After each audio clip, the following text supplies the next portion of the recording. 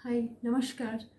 हम लोग पहले जितनी बातें कर चुके हैं उसे आज सब बिल्कुल सिंपल हिंदी में आज उसे हम लोग दोहरा रहे हैं, इसलिए कि सबों को ये बात बिल्कुल ठीक से समझ में आ जाए।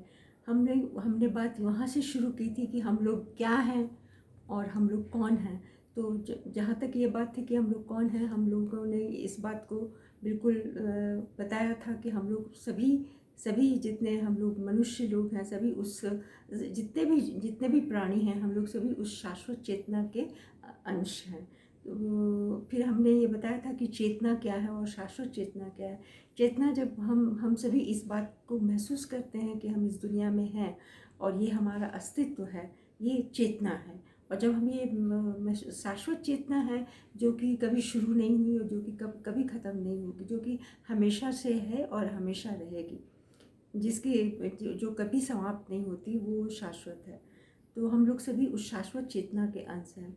फिर और हम क्या हैं? केवल चेतना ही तो नहीं है, इसके साथ कुछ और भी मिली हुई चीज़ें हैं। जैसे कि हम पूरे मनुष्य, हम लोगों का एक्चुअली दो शरीर है। एक तो भौतिक शरीर, जिससे कि हम खुद अपने आप को पहचान बनाते हैं कि हम ये हैं, मेरा नाम ये है, हम इस तरह से हैं, हम जिसके से कि हम अपने आप को बताते हैं, हम अपने आप को आइडेंटिफाई करते हैं।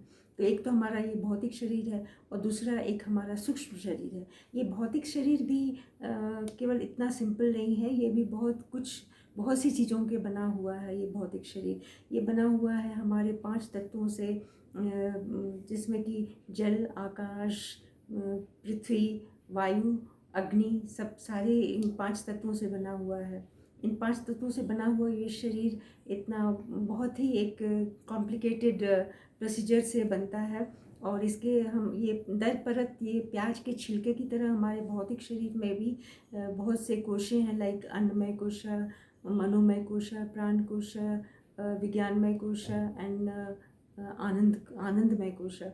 ये जो हमारा ये जो बना हुआ है भोजन से, जो भोजन फर्स्ट जो हमने बोला वो बना हुआ है भोजन से। जो कुछ हम लोग खाते हैं उससे हमारा ये अन्नमय शरीर बनता है। फिर दूसरा है हमारे मन से जो कुछ होता है वो ये दूसरा मनमय कोश है। तीसरा वाला जो है वो हमारे प्राणों से बनता है। चौथा वाला जो है वो हमारी विवेक बुद्धि से बनता है। फिर पांचवा जो है वो बिल्कुल अंतरात्मा से है। उसमें जो भी मानसिक शांति और मानसिक सुख है, वो सब हमारे वो अंतरात्मा से आता है।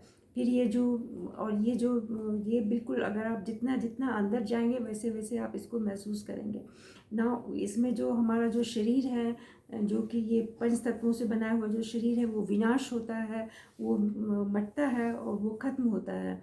और जो हमारा सूक्ष्म शरीर है वो अविनाशी है, वो कभी ख़त्म नहीं होता, वो कभी नहीं मरता। जैसे कि संस्कृत में एक श्लोक है कि नैनम छिद्रन्ति शास्त्राणि नैनम दहति पावक न च क्लदन्त्यापो न शोषयति मारुतः। मीन्स इस आत्मा को शस्त्र काट नहीं सकते, इस आत्मा को अग्नि जला नहीं सकती, इस आत्मा को वायु सूखा नहीं कर सकते। इसका मतलब ये कि ये आत्मा अविनाशी, अजर, अमर है और ये आत्मा हमेशा इस अस्तित्व में रहती है अपने कर्मों और अपने संस्कारों के साथ, वो कभी नहीं मरती। तो और इस आत्मा का कोई धर्म नहीं है, इसकी कोई जाति नहीं है। और ये बात हम जितनी जल्दी हम लोगों को ये बात समझ में आ जाएगी कि ये हमारा ये जो ऊर्जा का सोर्स है आत्मा, जो कि ध्वनि और प्रकाश के संगम से बनी हुई है, इसकी कोई जाति नहीं, इसका कोई धर्म नहीं। और इसके लिए जो इतना ज़्यादा दंगा फसाद मारपीट होते रहता है, मार काट होने की नौबत आती है, ये सब बिल्कुल ही बेकार है और इसका कोई मतलब ही नहीं है। और जितनी जल्दी हम ये बात समझ जाएं, उतनी ज़्यादा ये हमारे लिए ये दुनिया बेहतर हो सकेगी, हम सभी सुखी हो सकेंगे। धन्यवाद।